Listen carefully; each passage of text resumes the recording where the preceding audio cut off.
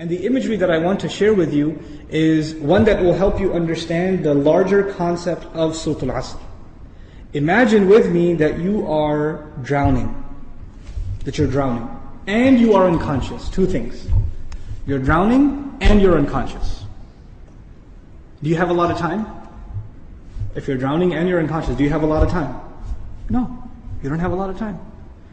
Which means your time is running out. And you know in Arabic, what word is used for when time is running out? The word for that is al-asr.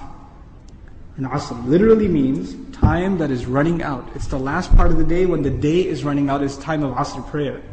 Okay? Asr literally comes from asir, juice that is squeezed out, time that's being squeezed out of your hands. Asr al-thawba even it's used. That you take a cloth that is drenched in water, and when you squish it like this, all the water comes out. Asra as a verb is used like that. Right? To squeeze it out. So Allah talks about this time. You're drowning, you're unconscious, your time's running out. What's the first thing you need to do to be able to survive if you're in that position? If you hope to survive, what's the first thing you're going to need? What do you think? Wake up. That's the first thing you're going to need. If you're unconscious, then you're finished.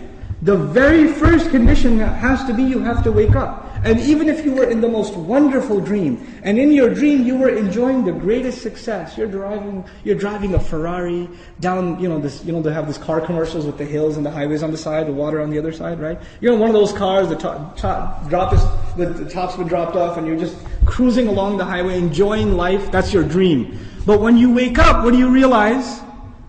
You're drowning. You're underwater. That's the first condition. You have to wake up. Once you do wake up, you say, oh man, this is a nasty reality, and I was enjoying such a good dream. I should go back to sleep. If you do that, what kind of person would you be? Insane. You'd be insane. Or someone at least who has no courage to accept reality. Because they found reality to be very difficult, they decided they're going to put themselves back to sleep even though they woke up. Does this person, if he drowned, can he blame anybody else? The one who woke up and went back to sleep? You think? Someone who never woke up, maybe, right? But the one who woke up said, this is not good. And they went back to sleep. They have no one to blame but who? Themselves. They have no one to blame but themselves. Now, let's imagine that they did wake up. What do you have to do next? Oh, it's pretty bad, I'm drowning. Even if you don't know how to swim, will you not use every muscle in your body to make certain kinds of motions to go towards the surface? Wouldn't you do that? And you will make certain kinds of motions that make you go further down, and certain kinds of motions that will make you go up. And once you discover which ones help you go up, you will only do those, right? You will do those. In other words, the first thing was you have to wake up. The second was you have to swim. You have to do something to try to get to the surface. When you got to the surface, you gasped for air, and you got pulled back down. You got pulled back down. And you know who you got pulled back down? You won't believe this.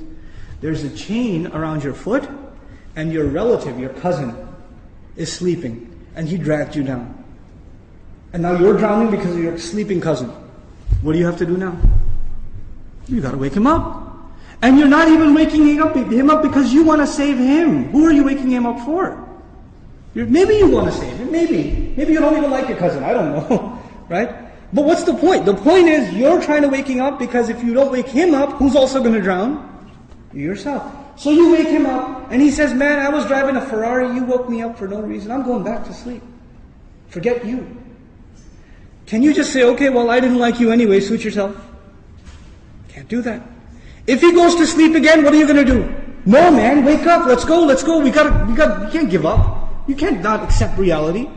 And you have to keep trying to wake him up until he finally says, okay, fine, what do we do? He says, you say to him, let's swim together. Both of you come up together. The third time, you both get pulled down by your grandmother, by your aunt, by your neighbor, by your son, by your daughter. Does the process continue?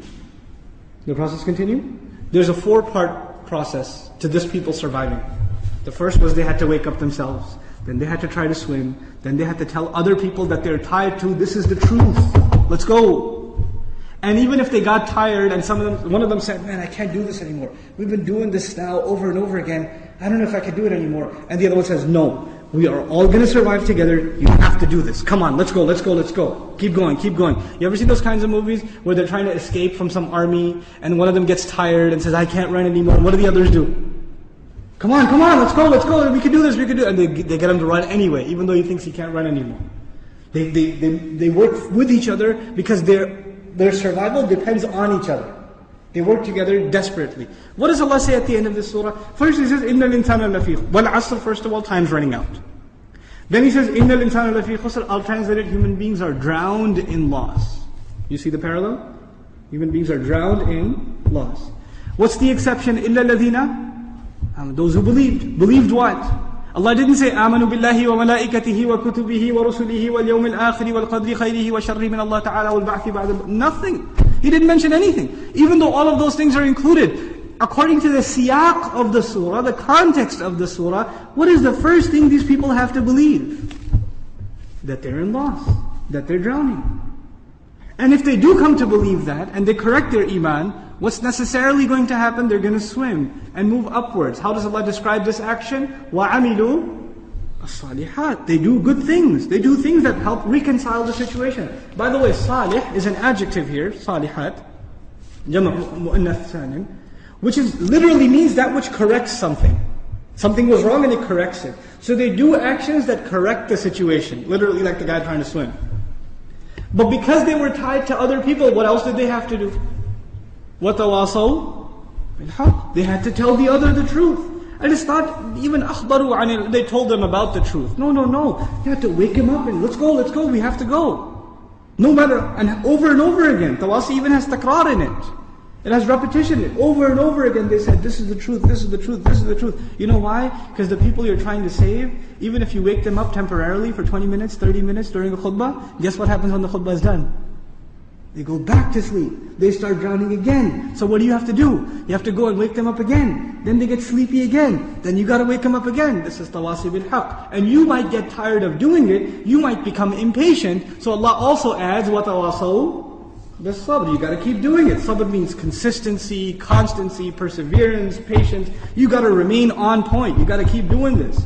Because your survival depends on it. In the end, if you do all of these things but you have no patience, and you give up, you drown too.